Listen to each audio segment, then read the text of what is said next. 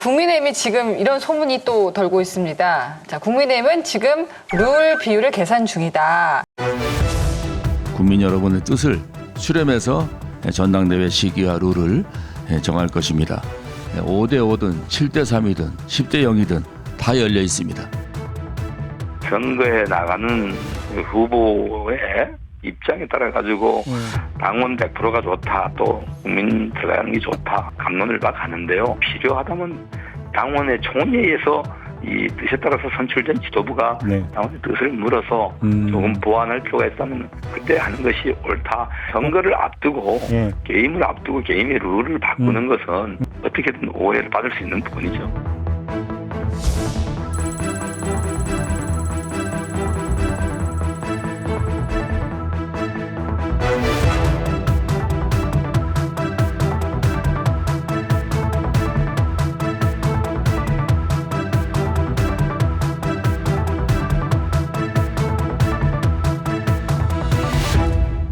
한동훈이 출마를 한다는 전제 아래에서는 당신 민심 비율이 별로 중요하지 않을 겁니다. 왜냐하면 한동훈 위원장이 거의 된다고 보는 게 현재 여론조사상 그래요. 그러니까 예를 들면 일반적인 민심에서도 한동훈 위원장의 지지율이 높은 편이고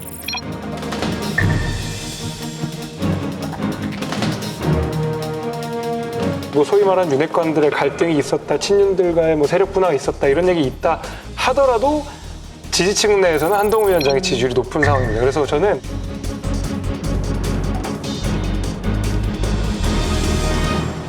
당신 민심 비율로서 한동훈 위원장의 당선 여부가 중요한 건 아닌 것 같고 제가 더 흥미롭게 보는 것은 한동훈 위원장의 그 당대표 가도를 막을 수 없다 그러면 한동훈 당대표 체제에서 한동훈을 견제할 수 있는 가장 좋은 수단이 뭐냐 했을 때 그게 바로 집단지도 체제거든요. 과거에 우리가 막 새누리당 때도 보면 뭐 무슨 봉숭아학당이냐 하면서 1위 후보와 2위 후보가 정말 난투극을 벌이는 그 모습들을 봤잖아요.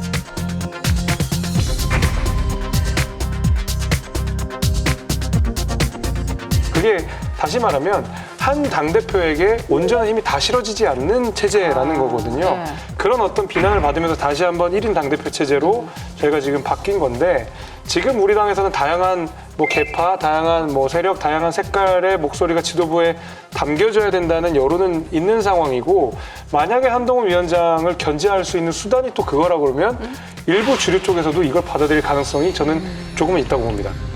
저는 그 한동훈 위원장한테는 변수가 안 되고 이 변수는 유일하게 유승민 이분의 출마 결심을 결정하는 데 변수가 될 거라고 보거든요. 그다음에 이분이 만약에 출마를 하게 되면 굉장히 재밌어질 거, 좀 다이나믹할 것 같아요. 다양한 다채로운 사람들이 나와가지고 같이 경쟁하는 모습들. 그다음에 또 하나는 뭐냐면 지난번에 배제가 된 거잖아요. 사실상 강제로 배제가 됐는데 이런 분들도 이번에 참여했다. 이걸 보여주기 위해서는 이분의 출마를 보장할 수 있게끔 룰을 바꿔줘야 되는 겁니다.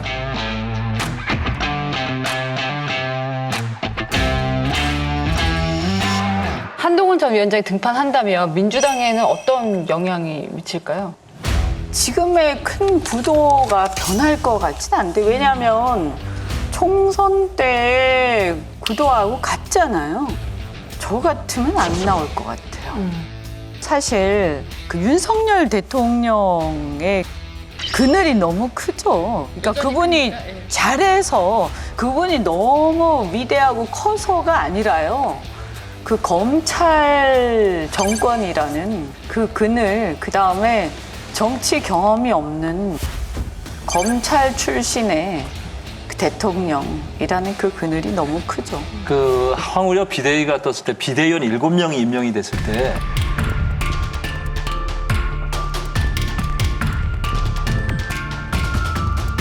호사가들이 이런 얘기를 했거든요. 이 비대위는 한동훈 출마를 막기 위한 비대위다. 그렇게 얘기했어요. 근데 그 비대위원 중에 김용태 의원이 들어갔잖아요. 네. 그 김용태 의원이 딱 발표가 되니까 많은 분들이 그런 얘기를 했어요. 왜 김재섭이 아니고 김용태야? 그러니까 네. 소신파의 느낌을 낸다. 김재섭 저 당선자님께 그쪽 항우려 비대위원장 쪽에서 연락 안 왔어요? 연락 온 거 없습니까? 저는 안 올 줄 알았고 오지 않았습니다. 네, 왜냐면 아 진짜 안 왔어요? 예, 진짜 오지 않았고요. 뭐 최근에 제가 이제 당의 이제 비판적인 목소리도 좀 내봤었고 전당대회 룰에 대한 제 입장이 확고하게 있었기 때문에 예.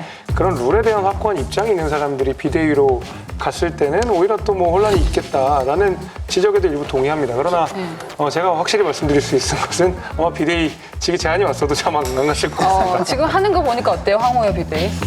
황우여 비대위원장께서 일성으로 하셨던 예를 들면 보수가 좀 결집되지 못해서 이번 선거에 졌다라는 얘기 그 얘기는 제가 동의하기는 좀 어렵더라고요. 우선 최대한 결집했죠. 예, 이번에는 결제 투표율이 엄청 했어요. 거의 70% 가까이 있었던 선거였고 정말로 보수층이 똘똘 뭉쳐서 어유 저 조국 이재명 막아야 된다라고 해서 너도 나도 투표장에 나갔던 선거기 때문에 이번에 보수 결집이 안 됐다라는 진단은 저는 틀린 진단이라고 생각합니다. 선거 끝나고 나서 그 국민의힘은 주로 이제 영남에서 당선자들이 많이 나왔어요. 그죠? 공천하는 과정을 보면 그럴 수밖에 없을 것 같아요. 너무 영남에 집중해서 공천을 한 것 같아요. 그리고 공천할 때마다 영남에 굉장히 경쟁이 치열하고 나머지는 대충대충 하는 것 같아요. 선거 끝나고 나서 당원들도 그렇고 그 떨어지신 분들도 그렇고 아마 그런 생각을 하실 거예요. 비영남 쪽 사람들이 누군가를 이제 옹이하고 싶은데 이제 그렇게 하다 보니까 이제 한동훈 위원장을 자꾸 이렇게 얘기가 나오는 게 아닌가 하는 생각이 좀 들어요. 왜냐하면 마땅하게 지금 뭐 떠오르는 사람이 없다 보니까. 왜 저는 나경원 의원 얘기는 안 나오는지 그건 잘 모르는데 왜 항상 그분은 항상 2등으로 자꾸 얘기가 나오는지 잘 모르겠는데 항상 또 그런 좀. 그 이유를 알고 싶으세요? 네, 왜 그렇습니까? 우리가 이제 지금 윤핵관이라는 거는 없지만 대통령과 가까운 분들, 그러니까 주류라고 얘기하죠. 그런 분들이 여전히 한동훈 비대위원장의 전당대회 출마를 반대하고 있어요. 그거는 정말 불편한 진실입니다. 윤핵관들, 이른바 대통령에 가까운 분들이 뭐라고 얘기합니까? 총선 패배에 가장 큰 책임 있는 사람이 한동훈이다. 대통령을 여전히 통제할 수 있다고 착각하고 있다. 또 당이 깨질 수도 있다. 그 사람이 나오면. 또 비례대표 공천은 사천 아니었냐. 뭐 이런 식으로 얘기하거든요.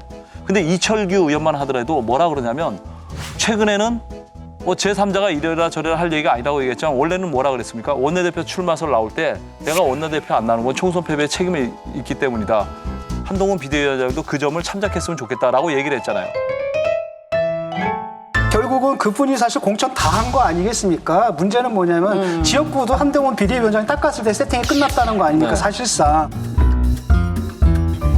그나마 하나가 이제 마포인데 거기 또 뭐 김경률 안 쳤다고 난리를 치고 말이죠. 그 다음에 이제 비례대표도 다 짜 있었는데 그 중에 몇 개 건들거가지고 저렇게 툴툴 가는 거거든요. 대통령한테 책임이 있고 그 대통령의 뜻대로 뜻을 갖다가 당에서 실행한 사람이 누구냐면 당신이잖아요. 이철규 의원, 네. 그래서 못 나온 건데 뭐 자기가 양보한 것처럼 책임진 것처럼 얘기하는 게 황당한 거죠. 자, 그럼 소문을 좀 여쭤보고 싶은데 이철규 의원이 원내대표 대신에 당대표에 나오려고 한다. 이 소문. 아니 혹시 원내대표도 못한 사람이 당대표 나올 수는 없는 거예요. 일반 번째고 그렇기 때문에 지금 백서가 문제가 되는데 백서를 만들기 위해서 던진 질문들이 황당한 것 같아요. 그러니까 딱 답정너로 해서 결국은 총선 패배의 책임은 한동훈한테 있다. 이렇게 딱 그 문항들이 그렇게 짜여 있는 거고 또 하나 그 TF팀을 보니까 이게 중립적인 인사가 아닌 거야. 전용욱 씨도 들어가 있고요. 거기 뭐 교수가 있는데 이 교수는 그냥 한동훈 안티로 유명한 분이고. 그 다음에 재밌는 건 뭐냐. 이게 이제 이철규 이분이 방송에 나와가지고 노골적으로 얘기하는 거 아닙니까? 당연히 이제 비판을 받겠죠. 조정원 너 뭐 하는 거냐, 정치하려고 하는 거 아니냐. 결국 한동훈 희생양 만들어가지고 네가 뜨려고 하는 거 아니냐. 이런 비난을 받으니까 그걸 옹호하면서 공식적으로 제가 응원합니다까지 얘기를 했거든요. 그러니까 그 배후에 누가 있는 겁니까? 이철규가 움직이는 거죠, 지금. 국민의힘이 뭐 죄송한 얘기지만 그 윤석열 대통령을 검찰총장에서 막 퇴임했는데 바로 대통령으로 옹이해가지고 이렇게 대통령 시킨 거에 대해서 사실 책임을 져야 된다 이렇게 생각하거든요. 그런데 그 장본인들이 누굽니까? 윤핵관들이잖아요. 친윤들이잖아요. 그런데 무슨 낯으로 지금 뭐 전당대회 얘기를 합니까? 이번 전당대회에서 친윤 후보 찾기를 포기하지 않을 것이다 라는 얘기들을 합니다. 그래서 나오는 얘기가 나경원이 비윤이었지만 이제는 친윤 행세를 하잖아요. 뭐냐면 이철규 의원의 그 중재로 대통령과 화해한 얘기도 있고 원래부터 나경원은 비윤이 아니었다. 원치 않는 비윤이었다. 아, 이제 그래서 친윤 후보가 됐습니까? 예, 그렇게 해서 나경원 검토 의원은 얘기를 강하게 또 하나 반발하시던데. 히든 카드가 있잖아요. 이철규 의원의 행동대장 조정훈 의원. 조정훈 의원이 지금 수상한 행보를 보이고 있거든요. 뭐냐면 총선 백서 쓰겠다고 전국 순회하면서 당협위원장들을 만나고 있어요. 지방 돌아다니세요 요새? 지난주도 지역에 다녀왔고요. 또 다음 주도 경기도 지역위원장님들하고 간담회가 있고요. 또 각 평가 부분별 회의도 있고 그래서 분주한 시간 보내고 있습니다. 근데 총선 백서라는 게 성공적으로 써진 적이 한 번도 없습니다. 2016년도에도 선거에 진 다음에 민주당이 한상진 교수가 쓰게 했는데 결국 백서가 못 나왔어요. 실패했어요. 그런데 이분이 뭘 하고 다니시는 거냐면 백서 쓰겠다고 돌아다니면서 전당대회 행보하는 거 아니냐. 그래서 사실상 친윤의 히든 카드로 나오는 거 아니냐 이런 해석들을 하고 있습니다. 국민의힘 총선 백서 특위 공천평가회의에는 정영환 전 공관위원장과 원내 인사인 이철규, 이종성 의원을 제외한 공관위원 7명이 모두 불참했습니다. 한 공관위원은 백서 작성을 지나치게 서둘러 의도가 의심스럽다며 불참 이유를 설명했습니다. 인사청문회와 겹쳐 불참한 장동혁 전 사무총장도 참석 못할 날짜를 못 박았다며 불쾌감을 표했습니다. 조정훈 위원장은 특정인을 공격할 의도는 없다면서도 윤석열 대통령과 한동훈 전 위원장 모두 책임이 있다고 했습니다. 조 위원장은 자신의 전대 출마 가능성도 시사했는데 당내에선 심판이 선수를 하겠다는 말이라며 사퇴 요구가 나왔습니다.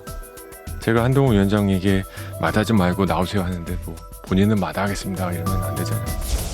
두고 보시죠. 윤석열 대통령을 중심으로 그 당권은 조정훈, 네? 대권은 홍준표. 그래서 윤홍조 뭐 삼각 연대설이 나오는데 그게 만약 전당대회에서 가시화되면 오늘 강격들 방송이 성지가 되는 겁니다. 여러분, 여기를 눌러서 구독을 해주시면 강적들 컨텐츠를 빠르게 만나보실 수가 있습니다. 알람 설정도 잊지 말아주세요.